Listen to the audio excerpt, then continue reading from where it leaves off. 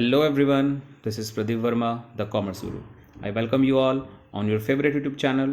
Today I'm back with another video on the techniques of scientific management as suggested by F.W. Taylor. And today in this video we are going to discuss functional foremanship.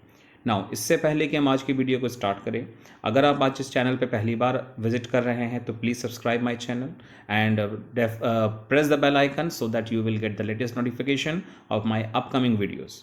मैं इस channel पर लगातार accountancy and business studies के various topics पर videos डाल रहा हूं और साथ ही साथ आने वाले बोर्ड एग्जामिनेशन जो कि जुलाई 9 बिजनेस स्टडीज़ का होने वाला है उस पर भी एक मैं सीरीज़ चला रहा हूं।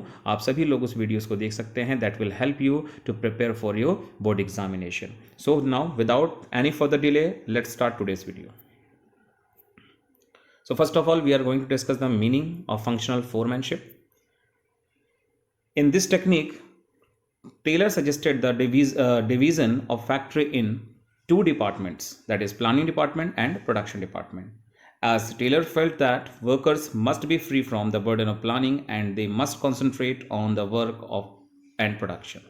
तो जैसा आप देख पा रहे हो, टेलर के अकॉर्डिंग उन्होंने अपने फैक्ट्री को दो हिस्सों में, दो डिपार्टमेंट्स में बांटने के सजेशंस दिए हैं, एक प्लानिंग डिपार्टमेंट और एक प्रोडक्शन डिपार्टमेंट। एंड उसके अंदर एक्सपर्ट्स को भी सजेस्ट किया है जो कि हम लेटर ऑन इस वीडियो में पढ़ने वाले हैं। और साथ ही साथ अपने सजेशंस में ये कहा है उन्होंने, so that the workers may free from the burden of planning and concentrate on the work and production. So now we are moving toward few key points related to this technique of scientific management. So here these are the first point. It is totally based on the principle of specialization and makes full utilization of expertise of various experts.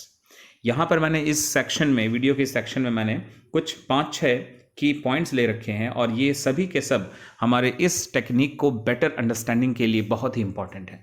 As well as हमारे board examination में जो case study और indirect question आते हैं regarding to identify the technique of scientific management, तो उसके लिए बहुत ही ये हेल्पफुल होगा। आप लोग इसके की पॉइंट्स की मदद से इजीली पहचान पाओगे।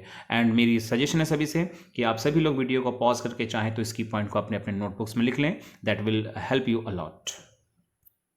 Next one is Taylor stressed on minimum 8 specialists for functional experts. तो 8 फंक्शनल एक्सपर्ट्स को सजेस्ट किया है टेलर ने अपने इस टेक्निक में।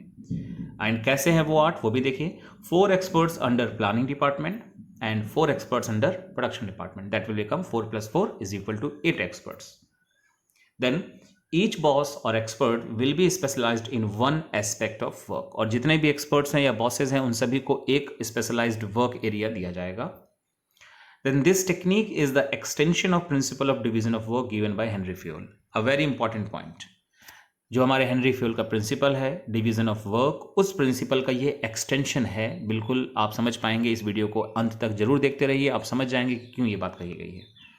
Then again a very important point, this technique violates the principle of unity of command. Again, as you know, this principle, that is unity of command, is given by Henry Fayol. And this technique, if we follow this technique in the business, in the factory, then definitely we are going to violate the principle of unity of command. अब ये कैसे होता है आने वाले हम video के अगले हिस्से में हम देखेंगे, समझेंगे। तो बने रहिए इस वीडियो में और आखिर तक जरूर देखिए, so that you will get the proper explanation of all the points. So now let's have the structure of factory management as suggested by F.W. Taylor. So here it is now. So according to Taylor, the factory manager will be, or the factory management will be divided into 2 departments as we have discussed earlier, that planning in charge and production in charge. Now under both the in charges there are 4 experts, 1 2 3 and 4, again 1 2 3 and 4, है ना। तो देख सकते हो आप planning in charge के अंदर कौन कौन है। Instruction card clerk, route clerk, time and cost clerk, disciplinarian. और प्रोडक्शन इंचार्ज के अंदर speed boss, gang boss, repair boss and inspector. Now the main thing is that worker, situation of worker देखो ध्यान से आप। Instruction card clerk will give the instruction to workman, route clerk again, time and cost clerk, disciplinarian, speed boss, gang boss, repair boss, inspector. हर एक जो expert है वो हमारे वर्कमैन को इंस्ट्रक्शंस देगा, मतलब कि क्या करना है, कैसे करना है, कब करना है, ऑल द रिलेटेड इंस्ट्रक्शंस। सो क्या हम ये नहीं कह सकते कि जो वर्कर है यहाँ पर at the same time is getting instruction from 8 bosses और एक्सपर्ट्स? एंड फ्यूल का जो प्रिंसिपल था यूनिटी ऑफ कमांड, उसमें हमने क्या सीखा कि at a time only one expert और one boss should give the orders to subordinate. तो यहाँ तो एक नहीं, आठ सुपीरियर्स या बॉसेस या एक्सपर्ट्स ऑर्डर देंगे वर्कमैन को, and he the workers have to follow all the instructions. So definitely we can say that कि this technique violates the principle of unity of command.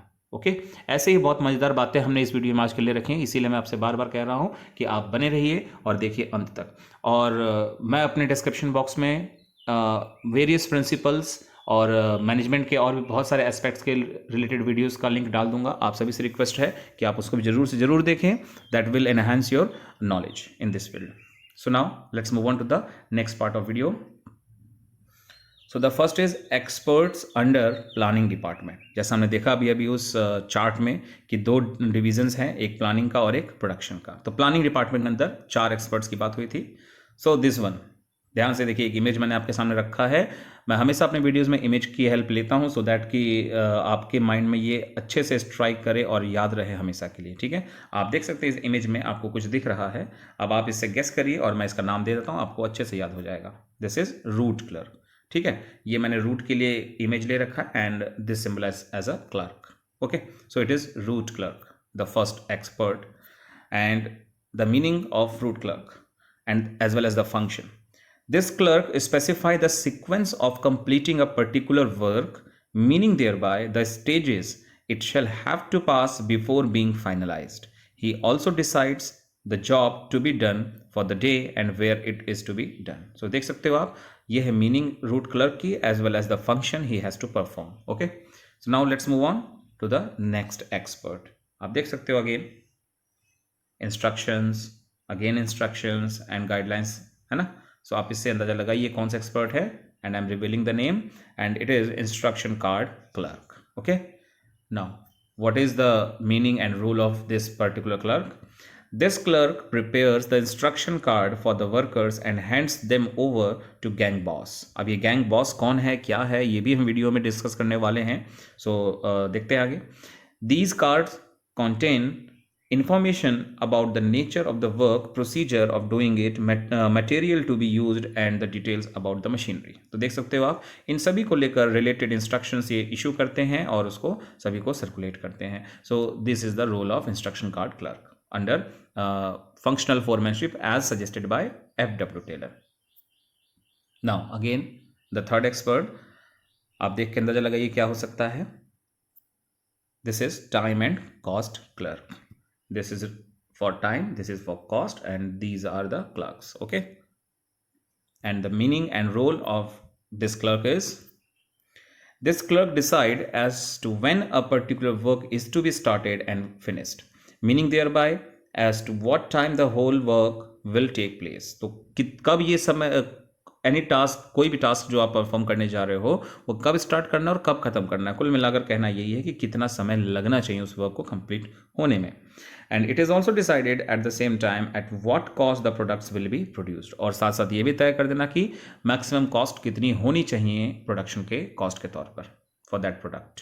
Now let's move for the next expert. आप देखिए, समझिए, and I will reveal the name of the expert. He is discipline officer or disciplinarian, and the meaning thereby, the discipline officer ensures that every work is being performed in a disciplined manner. बहुत easy meaning है discipline officer की, नाम से suggested है सभी को. Now अभी तक हमने वीडियो में इस फंक्शनल फोरमैनशिप के 4 एक्सपर्ट्स को डिस्कस कर लिया जो F.W. टेलर ने सजेस्ट किए थे. Now next 4 experts under production department. तो आप देख पा रहे हैं एक टीम है या कहे तो एक गैंग है, and that cute one is the boss. Okay, so he is gang boss. Now let's have the meaning and the role. The workers are divided into various groups from the point of view of control. A group leader is selected who is known as the gang boss. He is expected to ensure that both the workers and the machines are fit enough for production and that the material required for their use has been made available to them. So देख सकते हो आप gang boss के क्या क्या role है और वो कौन होता है. Okay, now let's move on to the next expert. आप देख सकते हैं ये स्पीडोमीटर आपके सामने, और आप सभी जानते हो एक स्टोरी आपने पढ़ी है कछुए की चाल को लेकर, बहुत स्लो होता है, और आप देख पा रहे हो उसके पीठ पर एक रॉकेट बांध दिया गया है और अब उसकी स्पीड काफ़ी तेज होने वाली है, and he is the boss who is doing so now I am sure कि आप लोगों ने इस एक्सपर्ट का नाम गेस कर लिया होगा। So he is speed boss. So now let's have the meaning and role of speed boss. The main function of the speed boss is to ensure that all the workers are performing their job at the required or expected speed. ठीक है, तो ये देखना, ensure करना कि सभी workers अपने job को अपने एक्सपेक्टेड और रिक्वायर्ड स्पीड में कर रहे हैं कि नहीं। If it is not so, the speed boss tries to find out the cause of slow speed and hence a solution for it. Okay, now next expert आप देख सकते हो यहाँ पर टूल्स मशीनरी है जिसकी कुछ रिपेयरिंग वर्क चल रही है, और ये टूल्स हैं कुछ, and he is the boss. So क्या है ये, कौन सा बॉस है? So is the repair boss. Now let's have the meaning and role. The main function of the repair boss is to keep the machine and tools working condition, है ना। And now last expert, again एक काफ़ी मज़ेदार तरीके से video pictorial presentation आप देख सकते हैं।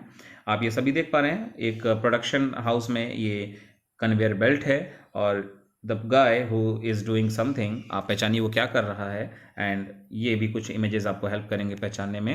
एंड यहाँ भी आप देख सकते हैं क्या लिखा है, quality control department. Hope so आप सभी ने नाम गेस कर लिया होगा। So he is inspector. So now let's have the meaning. He inspect the things produced and compare their quality with the standard prescribed for them and tries to find out the difference. In case of unfavorable result, he initiate corrective actions. ठीक है, तो आप देख सकते हो कि इस पूरे वीडियो में मैंने बहुत ही एक क्रिएटिव वे में, बहुत ही एक फ़नी वे में भी कह सकते हो, आपको मैंने फंक्शनल फोरमैनशिप के 8 एक्सपर्ट से फेस टू फेस कराया है और उसके रोल्स और उनके मीनिंग को समझाया है। एंड होप सो आप सभी लोगों को वीडियो बहुत अच्छा लगा होगा, और अगर अच्छा लगा है तो please hit the like button, and अगर आप नए हैं चैनल पर तो सब्सक्राइब करिए और शेयर करिए अपने दोस्तों के साथ, सो दैट कि ये सभी ये क्रिएटिव लर्निंग सभी तक पहुँच सके। एंड मैं अपने आने वाले नेक्स्ट वीडियोस में ऐसे ही क्रिएटिव और वीडियोस टॉपिक्स को एक्सप्लेन करते हुए लेकर आऊँगा आप सभी के बीच। तब तक टेक केयर, बाय बाय।